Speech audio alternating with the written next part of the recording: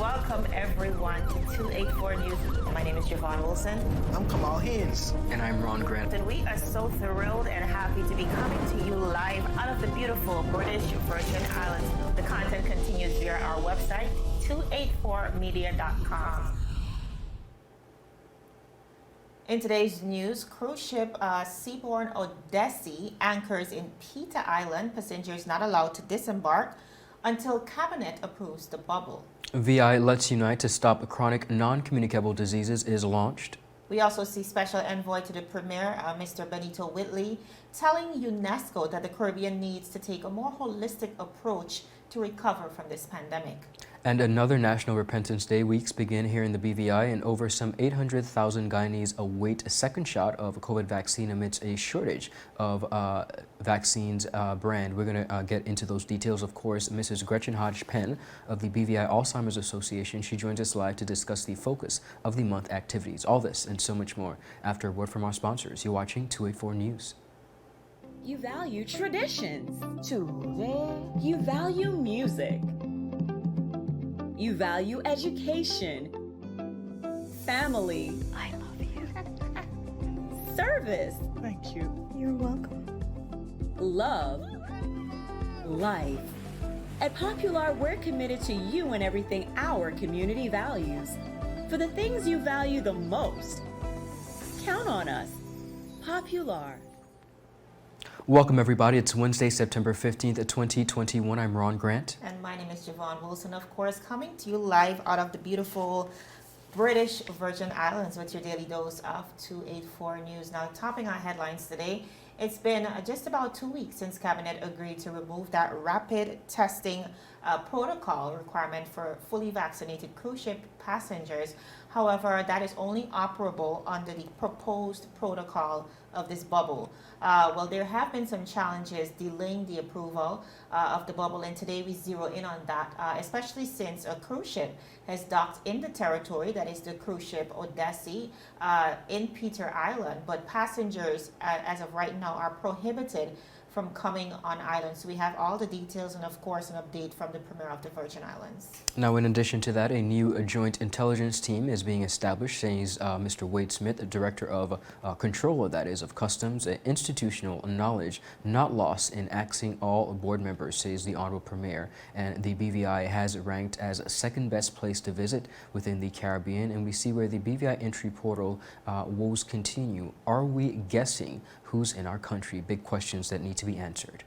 Our viewers, as we head straight into today's newscast, we're going to begin with the fact that passengers on board the seaborne Odyssey cruise ship that docked in Peter Island earlier today are prohibited from disembarking the ship. This is in accordance with the anchorage format initially approved by local health authorities for incoming ships following the spike of COVID-19 cases earlier in the summer. Now, in an invited comment, Premier of the Virgin Islands, Honorable Andrew A. Foy, and of course our overseeing tourism minister as well, said that the anchorage will be employed in the interim of Cabinet reviewing and employing the proposed bubble that will allow for guests to roam in select areas. The tourism minister also noted that guests are enjoying their experiences despite the restrictions.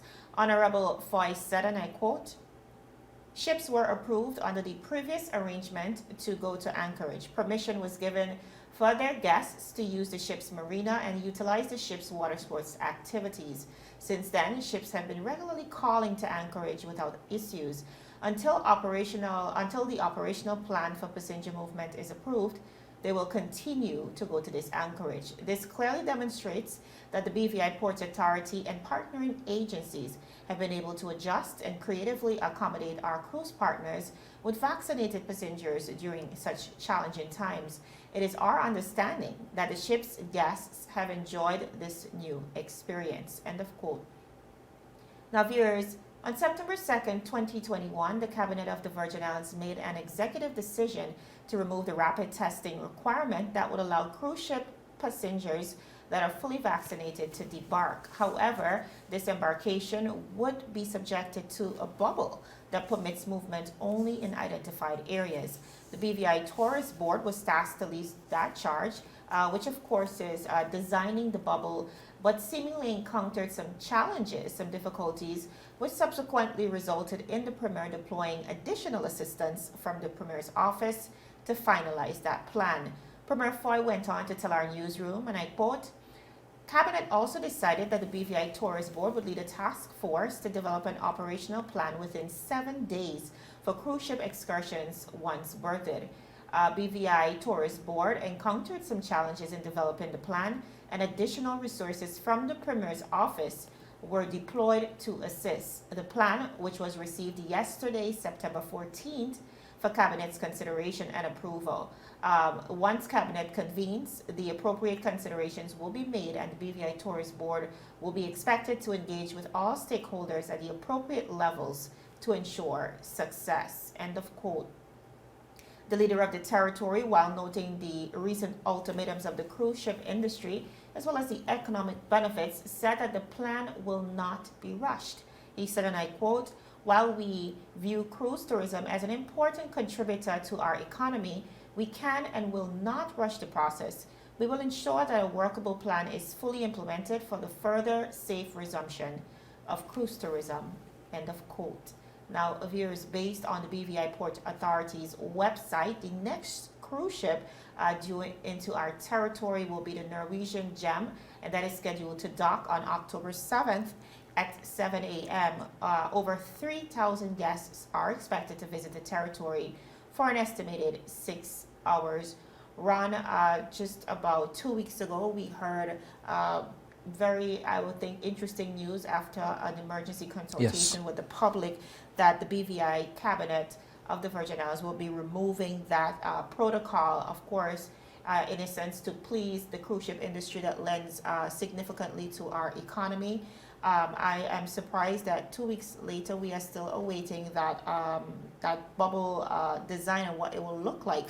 But ultimately, what the Premier has said is there were some difficulties in the board designing this plan, and additional help needed to be deployed. So we're trusting, because based on what we know Cabinet met today, we're trusting that a decision, if not made yet, will be made soon, because October 7th is literally around the corner and we need to figure this out. Well, Jovan, you mentioned about 2 weeks after this initial announcement, but let's put that into perspective. 2 years later, and we still have not established whether or not we will have a bubble and what that looks like. And I think while, of course, there are areas that need to be worked on and tweaked, and we've been hearing it's a fluid situation. I think we've had ample time as a territory and our government in essentially deciding whether or not we will have that bubble and what that will look like. Again, we don't have to reinvent the wheel. I think it's a concept that just needs to be tweaked based on our territory, our capabilities, and I look forward. I know the industry professionals are looking forward to see what that is going to look like. Continuing on, viewers, on the local scene, the Virgin Islands community is urged to unite to stop the epidemic of chronic non-communicable diseases in the territory of the Virgin Islands. Of course, that day was observed the Caribbean Wellness Day 2021. Public health nutritionist Ms. Patrice Manduru said the term wellness should inspire action to make good decisions regarding one's physical, mental, spiritual, emotional, and social health. She said, and I quote, "We want persons to actively pursue health and wellness." She said, adding, "We want persons to exercise, eat balanced diet filled with fruits and vegetables. We want you to get in those 10,000 steps per day and live an emotionally balanced life." Now, Ms. Maduro said, in celebration of Caribbean Wellness Day, the goal is for the community to unite for wellness by posting a picture or short video, either getting in those steps, eating healthy, or mobilizing as a community towards the goal of achieving wellness. She said, and I quote, "We want you to post those pictures or videos to our BVI Public Health Communications page on Facebook with the hashtag Caribbean Wellness Day 2021, BVI Unite." Now, Caribbean Wellness Day was observed over the weekend on Saturday, September 11th, under the theme Power Through Collective Action and slogan In It Together, Building Healthy Communities. The day is an annual event geared toward increasing awareness and promoting measures among the CARICOM member states and their population to really address the epidemic of non-communicable diseases, which continues to severely impact the health, economy, and development of the region. Caribbean Wellness Day originated in 2007 and is designed, to promote equitable access to health and, of course, to inspire governments, communities, and civil society to work together to empower and promote health and well-being. Viewers, we have so much more in store for you. We're going to be right back after a word from our sponsors. You're watching 284 News. The wait is over. CCT Fire is here.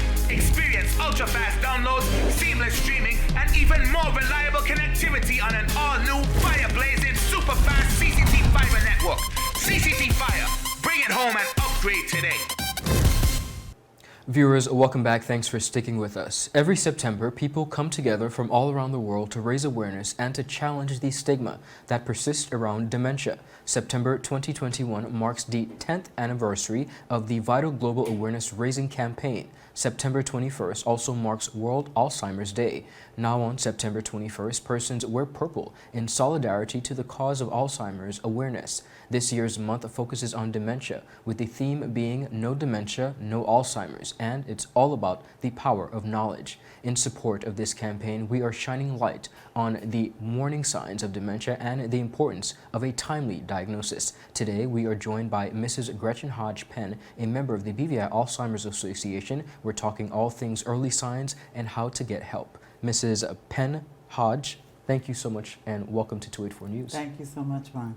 As we celebrate and raise awareness every year, we try our best to. Alzheimer's is one of those diseases that really takes persons away from us, meaning we sometimes forget who these persons were prior to their diagnosis and prior to some of the symptoms. You, like many of the persons on the BVI Alzheimer's Association who serve, have firsthand experience with persons and caring for persons with Alzheimer's. I want to begin by touching on the 10 signs of detection and signs of Alzheimer's, but more so from a personal experience. Thank you so much for having me here, Ron. I just Absolutely. want to mention a couple things before we talk about those 10 signs. Alzheimer's is the most well-known of diseases of the brain. Dementia is the big umbrella. Okay. And Alzheimer's is the most frequently diagnosed common form of dementia. And as you mentioned before, the theme this month is No Dementia, not no N-O, but no, yeah. K-N-O-W, and no Alzheimer. And it's all about the power of knowledge. And during the campaign, we're shining the light in many different ways that you will hear about the warning signs of dementia and the importance of timely and early detection. So tell us about some of your firsthand experience with caring for someone with dementia that would really bring to fruition the 10 signs that we may be acquainted with, which we may see, but not understand. Well, my association with Alzheimer's came into about 1997, 1998. I'm a nurse by Yes. trade, and I did not know much at that time about Alzheimer's. I had an aunt who lived here in the BVI who was lately diagnosed at that time. Didn't know much about it because I lived in New York, she was here in Tortola. Was called and told about the different signs at that time. It was far advanced. And we'll talk about that as well. Later on, skipping further, my mother, Okay. she too developed Alzheimer's. And I was able to detect that early because of what my aunt was going through. And so it's a long and debilitating disease. We just talked about, you just mentioned the fact that you don't know the person. I used to see my mom, but there were lots of signs that changed over time from 2001 when she was diagnosed till she moved back to the BVI. And let's go over some of those Yes, signs. tell us about some of the 10 signs. I'd rather talk and say how my relationship with her touched on the signs, because sometimes we get a little too factual. So the first one, memory loss. My mom was the first person to realize that she was not remembering things. She said, Gretchen, I don't understand. I'm not remembering something. So I said, okay, let's go and check it out. And that's when I took her to a neurologist. Okay. And he's the first person who mentioned and put her on medication for the Alzheimer's. The second thing, difficulty in performing familiar tasks. My mother would write something and she'd forget how she wrote it. She would look at something and not understand how she did it. Understood. Simple things like taking a recipe that she has known for years, couldn't complete it. Okay. Now, yes, we sometimes have this as well, but they continually do it and you see it worsen over time. Third thing, problems with language. She would write that list, but then look at it like she didn't understand what was going on. It could be a list of things that she had to do, and she'd look at it, and you'd see this confusion come over her face. Later on in life, after she passed, we found a lot of different tasks and lists that we never knew she had. Interesting. They were in different places. We did not know she had that was her way of coping. Understood. Number 4, disorientation to time and place. My mother used to go out in the afternoon to walk, and it was the hottest time of the day because she thought it was earlier in the day. Sometimes when she was making her steps, she couldn't delineate between a step and a flat ground. Okay. And those are some of the things that they go through as the disease progresses. Number 5, poor judgment and decreased judgment. She would pay her bills, but she's giving people more money in Understood. the bank Yeah. than what she was supposed to be giving them. It got to the point where people in the bank knew who she was Yes. and looked out for that, which was something that we were grateful for. Grateful, yeah. But that's another sign that I saw in my mom. Number 6, problems with keeping track of things. Yes, you know you're supposed to be here, but you don't know how you got there. You were supposed to go to an appointment, but you don't know when that appointment was. And that was kind of disconcerting to us because when she was living here in Tortola, you did not know one thing or another, and then we had to get a caregiver Of course. to stay with her because we saw that increasing amount of time. Number 7, misplacing things. This is a high one on the list. You would put something in a specific place or an unusual place, and then Yes. you don't know what, where, or how you put it there. And if you had a caregiver who was there with you, you tend to accuse them of stealing your things. Understood. Which of course made the caregiver feel guilty, feel upset, and thinking that maybe we thought that this was the case. But this is one of the major things that you see them do. They'll hide their money somewhere, maybe in a pot of flour, or under a bed, or under a carpet, and then they don't know where it is. Time passes and you will find it just where they had it. Okay. Number 8, changes in mood and behavior. My mom was a very proper, very disciplined person. Never said a curse word in her life. But when Alzheimer's took effect, my mother said things that I never would imagine she would have said. Wow. And it was totally different to what her usual out of personality is. character. Demeanor. Totally out of character. And sometimes they were downright funny. But as I said, with time, these are the type of signs that you see. Challenges in understanding visual and spatial information. You may see a traffic light, they see colors. Right. And that is a really upsetting situation. And last of all, withdrawal from work or social activities. Because they can't keep up with what everybody else is doing, because they don't understand how the flow of things are, they tend to withdraw. They don't want to go anymore. They don't feel like they can contribute anymore. Understand. So those are the 10 signs that you see. Yes, not by its own self that you would say you have Alzheimer's, but when you put them all together and over time they get worse and worse, Understood. that's when you could see those things. I want to talk about, we've covered the signs, but we've also seen where dementia and Alzheimer's, the umbrella, has been affecting persons younger and younger as years progressed. And because of the stigma that is associated with it, as well as other diseases as well, we see where persons are hesitant to come out for help. Persons in the community tend to sometimes, the ones that don't understand, shun people away. But I want to highlight the BVI Alzheimer's Association because you guys have continued to be an umbrella of support for persons and families, caregivers, and tell us about the association and how persons who may be facing any difficulties, whether it is themselves or a loved one, how can they get in touch and seek support from the association? The association has been around for at least 7-8 years. Okay. And it has grown tremendously from those early days. When I came back home to the BVI, I became familiar with this association because of my personal knowledge of it. It was one of the first places I wanted to be part of. There is a stigma, and I don't know how sometimes we try to get to people to let them understand it's nothing to be ashamed of. Usually we do things by referrals because individuals don't really want to talk about it. True. Sometimes they can't even see these symptoms. That's why we're talking about these 10 signs so vigorously, because sometimes you may not see it in terms of progression. The association reaches out in terms of support, and that's what we really want people to understand. You're not alone in doing this. You have a supportive network. We have a Facebook page. We are on the radio.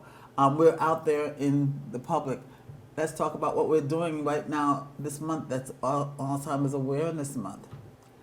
There's a lot of signage up around in the Virgin Islands. We have signs that show this is not about just you. We're here to help public you. awareness campaigns. Yes. We have them also in Virgin Gorda, 2 electrical signs that people see. And all of our information always has our information number at the bottom. Okay.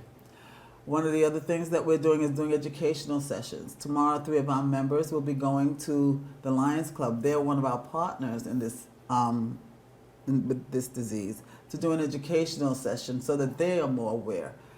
You can't talk about this disease enough. I understand. You cannot talk about this disease enough because people, despite the fact we tell them it's not a stigma, it's nothing to be ashamed of, people still have that fear. Absolutely. And what we do, we have support groups. Good. And we are, hopefully, COVID has kind of curtailed some of our activities right now. But what we're going to be hopefully getting back to is having those support groups again. Prior to the pandemic, we were going around and doing what we call Friends of Alzheimer's. We went to the different businesses, the schools, Yes. the hospitals and so forth, talking to healthcare workers, business people, so that they understood what it was like for a person who has Alzheimer's, showing them the signs, showing them how you could take care of them, even with signage, even with people, so that they too can be a better person in terms of helping these individuals. Wonderful. One of the things we have to realize, the person is still a person. They feel that they're independent. They want to do what they normally do. And unfortunately, we see things differently. Yes. So if we can encourage the community to be more aware of these individuals, those 10 signs, the signs that you see, then we can be a better area in terms of how we take care of people in the community and even in the world. I could not agree with you more. I want to thank you so much for stopping by, and in addition to that, applaud the Alzheimer's Association here in the British Virgin Islands for raising awareness, being of a huge support. Of course, in addition to that, really standing in solidarity with persons all across the territory and the world who are suffering from this disease. Thank you, Ron. I also want to mention next Tuesday, the 21st, is Wear Purple Yes. Day. And We we- must wear purple. And if you look at the roundabout in town, we have purple lit up on the roundabout, purple lights that indicate purple is the color for Alzheimer's. So Amazing. everybody, please wear your purple. Paint the town purple next Tuesday. Amazing. We will absolutely do that. Viewers, we were joined by the lovely Mrs. Gretchen Hodge-Penn, all things Alzheimer's Awareness Month. We'll be right back after a word from our sponsors.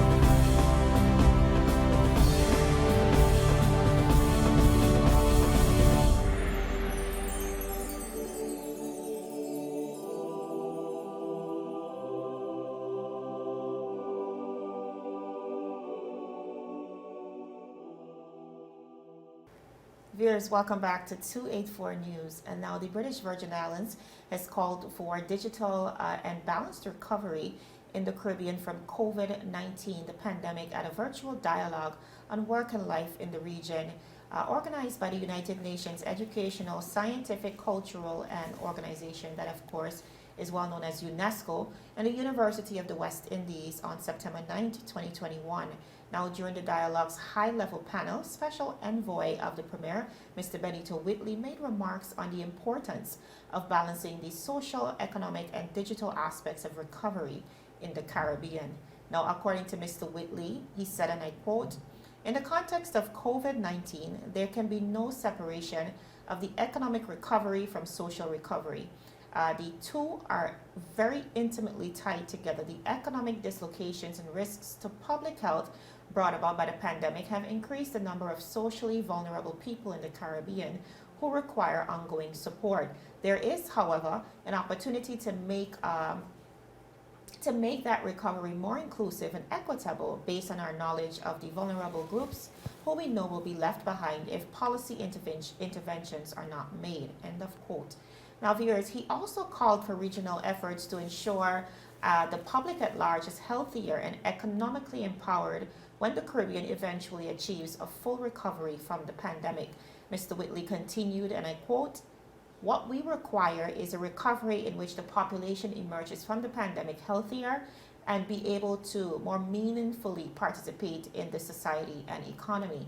Achieving this would involve a sustainable public health campaign focused on healthier lifestyles and economic empowerment initiatives," Mr. Wheatley said. Now, regarding the role of digitalization in recovery, the Special Envoy highlighted that the acceleration of digitization,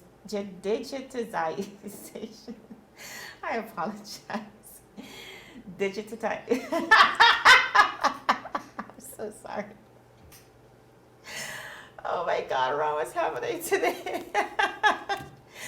Okay, let me do that again. Now, regarding the role of digitization in recovery, the Special Envoy highlighted the acceleration in the region in response to the pandemic, which can be an advantage in the near and medium term. Now, he said, and I quote, "The pandemic has pushed the Caribbean to become more digitized in its operation and more innovative in the delivery of services. In fact, in both the public and private sectors, has taken a place and a pace previously that seemed unattainable. Now, although connectivity remains imbalanced in the Caribbean, we have made great strides since 2020. We have significantly improved our ability to work and learn, and that is via the online platforms, as well as boosted e-government and ability to deliver public services electronically and virtually. This will hopefully improve the overall productivity and efficiency of the Caribbean in many areas," Mr. Wheatley said. Now, here's Dr. Marcia Potter, Permanent Secretary in the Ministry of Education, Culture, Youth Affairs, Agriculture, and Fisheries, also participated in the virtual meeting and highlighted the need for the region to establish long-term unemployment benefit schemes that provide financial security for employees in the event of mass layoffs from future pandemics or another external economic shock, such as a natural disaster. The BVI's input at the dialogue on equitable recovery in the Caribbean will continue to UNESCO UWI's policy recommendations on recovery in the region and the provision of resources for implementation. Now, Ron, what I really love about what the BVI is doing, especially in the regional scene, we see our territory continuing to engage in meaningful conversations. Yes. This time around, we see Benito Wheatley really rallying for a more innovative and more holistic approach to recovering following this pandemic. And I think we cannot neglect some of the elements that he pointed out. The need for us to live in a more digital economy, the need for us to look at the social fallout as well. And I think these are all very important aspects to examine as we look at a full recovery from the COVID season. Jovan, I do hope our leaders are paying attention to Special Envoy Wheatley as he continues to make himself aware of the happenings of not only regional but the worldwide market that would really essentially take the Virgin Islands to the next level. The conversations are ongoing, and I do applaud him in his efforts to making sure that the government of the Virgin Islands and the people are gainfully equipped with knowledge that would better help us to move the territory forward. Viewers, that is all the time we have. We're out of time, but of course it's a pleasure, and we look forward to seeing you tomorrow. You've been watching 284 News. We thank you for listening to your daily dose of local, regional, and international content. I'm Ron Grant. And my name is Javon Wilson. Thank you so much for joining us, and we'll see you again tomorrow. Bye-bye. Bye-bye.